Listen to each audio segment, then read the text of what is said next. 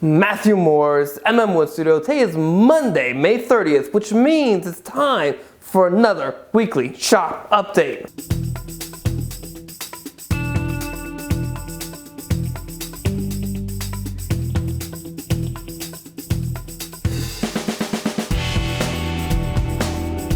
These bad boys are what's been going on in the shop this week. So we're in close, let's go wide. All right, here you go, 8 feet, 3 inches long, about 33, 34 inches, depending on where you are width-wise, so right now at least. Now, these are gonna be the core, the center of this Nakashima-inspired dining table project.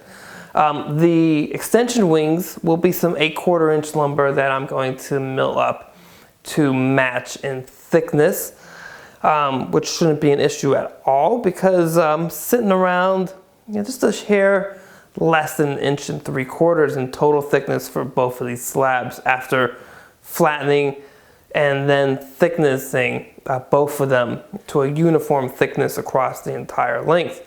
So let me walk you through this part of the project, but before, let me show you what I used.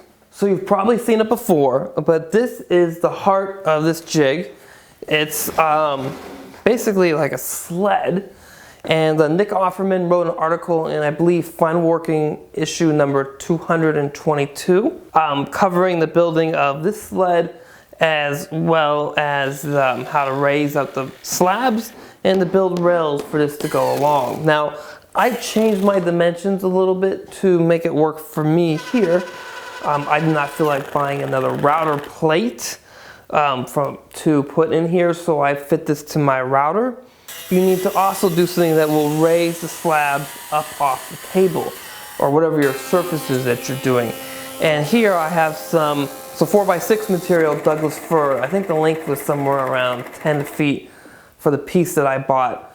And I, of course, cut that down so that they would be the correct length for what I was looking for. And then they're not here anymore, but I had some 2x6x10 material that I had out-feet support, and I had an additional person helping me with the in-feet support so I can get those guys nice and flat on one side on the jointer and then flip them over and get them parallel on the planer. With all of that, I was able to have uniform thickness and nice and flat along the entire length, I don't know, runners or supports or whatever you want to call them, so that the jig itself could go and travel on top of the length of these tables, or these, what will be the tabletops, so these slabs. These guys are big, as you can see, and getting all of this work done I chose to use a big bit. So this guy is 2 3/4 inch in diameter. It's a 1/2 inch shank,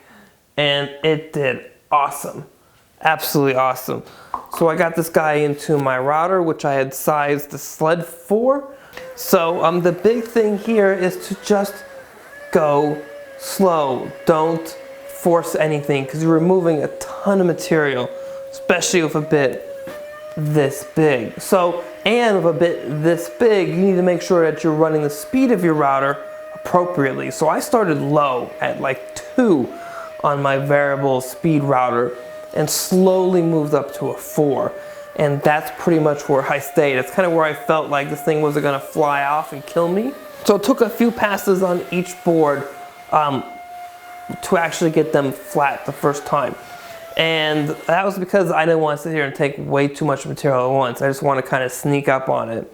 And once I did sneak up on it with each one of these, then I was flipping them over, taking measurements, and then finding what was the low spot and the high spots, and setting my router depth of cut appropriately.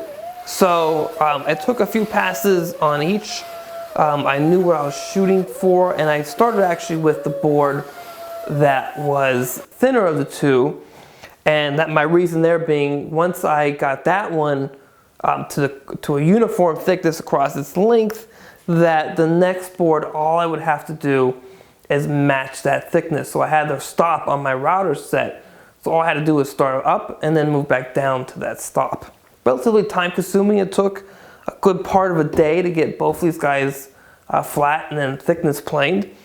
and another day to build the sled, and and then the first half of the day was to get these guys milled up, as well as what became the runners milled up and everything down. So this turned out really great.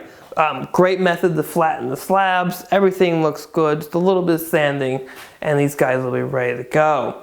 So my question of the week to you is this: have you ever flattened slabs before? And if so, how did you go about doing it? Did you use this technique or another? I'd love to know. Please put those into the comments, and I'd love to read them. So that's it for this week. As always, please subscribe to the channel, share it with your friends, and hit that thumbs up button if you like this video. And as always, have a great week in the shop.